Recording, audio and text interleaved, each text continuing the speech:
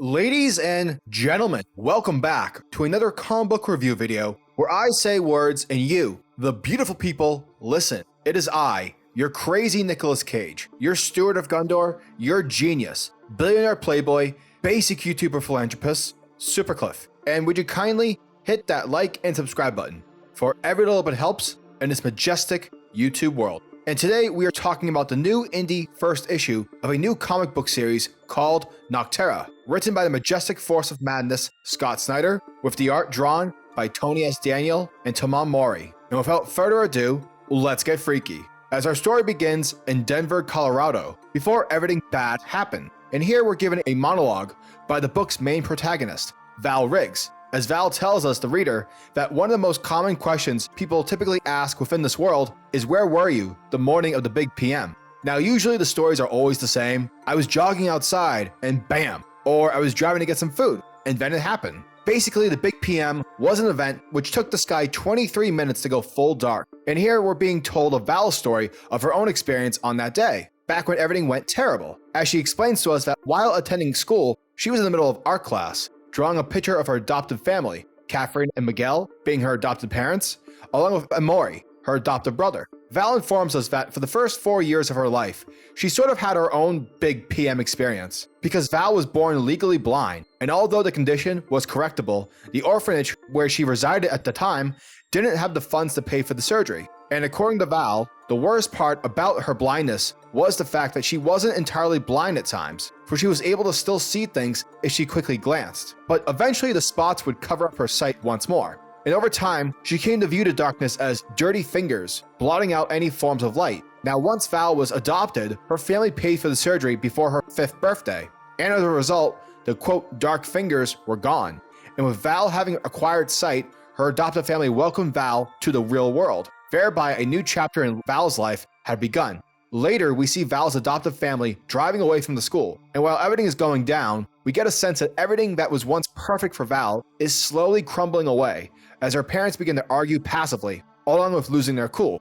In addition, Val is bantering back and forth in the backseat with her brother, Amori, over a crayon dispute. So basically, things here are very tense. However, according to Val, who is still monologuing to us, the reader, that's the story she tells people when she's asked the question as to where she was when the big PM happened, as she then says that this wasn't actually what happened to her when the big PM struck. The book then flashes forward into the present, 10 years following the big PM, 10 miles east of Luxville, Colorado outpost. And here Val Riggs is operating as a skilled ferryman, who is a person that transports people and goods across unlit roads with a reinforced and heavily illuminated big rig. Basically, think of the level in Gears of War 1 where you're driving a giant truck and spraying rays of light against attackers. That's basically what Val is doing here, but minus the chainsaws. Now, whilst Val is transporting a group of people to the nearby outpost, Val is on comms with her brother Amori, who she calls M, and asks if he's located anything out there that's sort of out of the ordinary. M tells Val that he doesn't see anything and tells her not to worry about the shades. Now, shades are the creatures that stalk the darkness.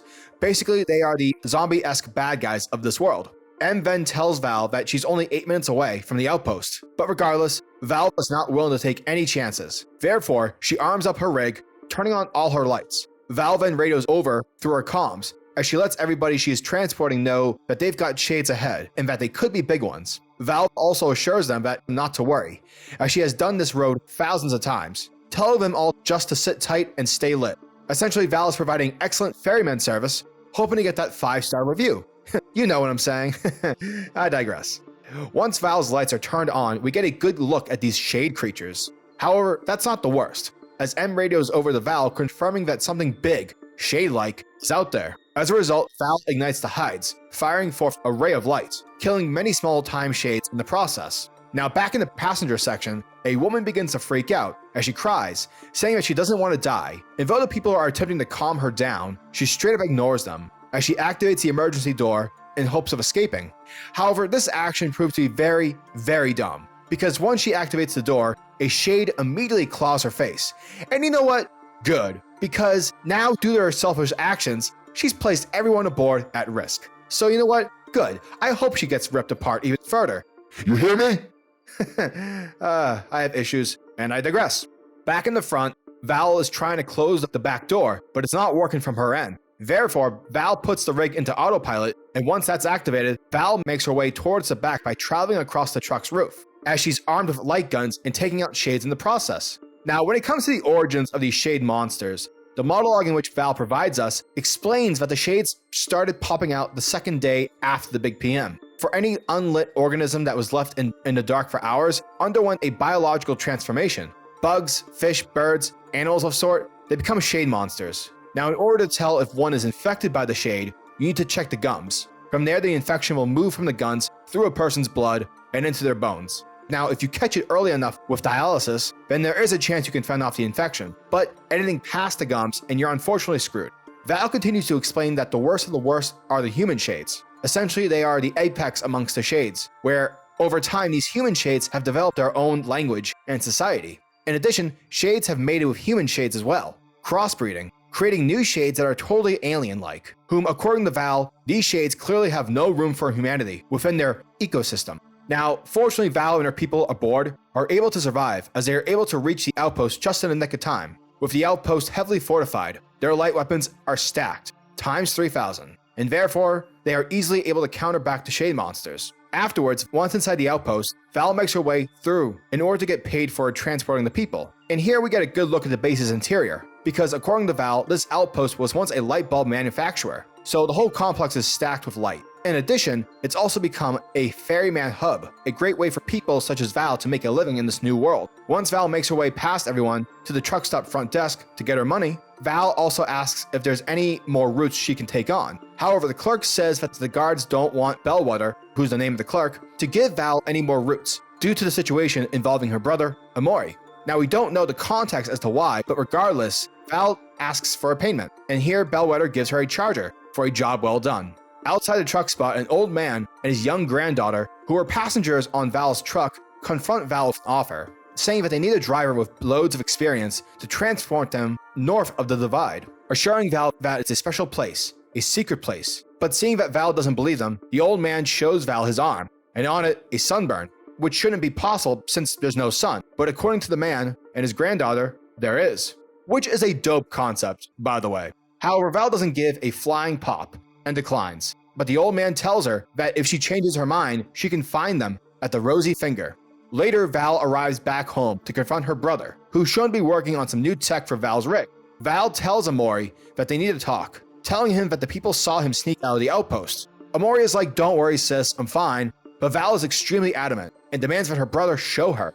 And here it's revealed that Amori is infected with the darkness, as his gums are shown blotted with black patches. Therefore, the dialysis has not been working, hence why Val was paid with a battery pack back at the truck stop. Not to mention that the only lamp that they knew of was located in Taipan, which is a nearby outpost that has been recently reported having been taken over by the Shades. Therefore, Val, in a sort of desperate move, orders Amori to get on the table so that she can begin the dialysis. Now, while Amori is undergoing this treatment, we're given some additional backstory as to where Val actually was back when the big PM hit. And here Val recalls that back when things were getting dark for everyone else, she was back in that moment when everything had first gone bright, all those years ago following her surgery. And it wasn't because she was happy that the world was becoming dark, but rather because from Val's point of view, the bright world seemed fake to her, and that in truth the real world was the darkness. Essentially, back during minute 23, Val felt that the sky turned black because it followed her. So by all accounts, this is definitely a personal battle Val has been dealing with in regards to the darkness infection,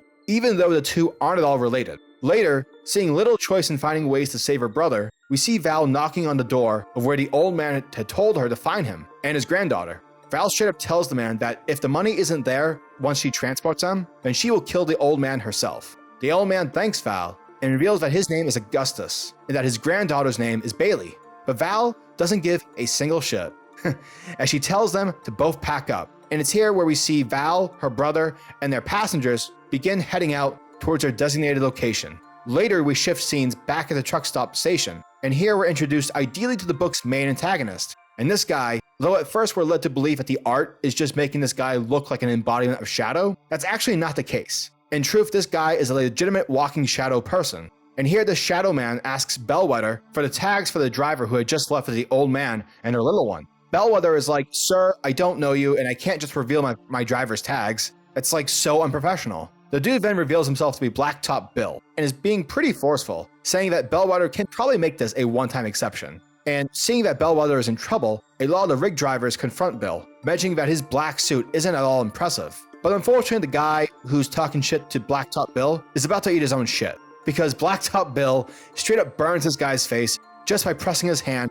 onto his face. Bill reveals that his suit is a matrix of carbon nanotubes, and he's actually not wearing it. He's bonded to it, reiterating that it was a very painful process, and that if you haven't built up the tolerance like he has, then it will simply burn right through you, as Bill demonstrates. Afterwards, Bill announces to everyone present that he doesn't have a problem with Val Riggs herself, but rather he has a problem with the old man in her truck. For you see everyone, the old man, according to Blacktop Bill, is the reason as to why the son is dead, and for that reason alone is why they're all going to hunt him down.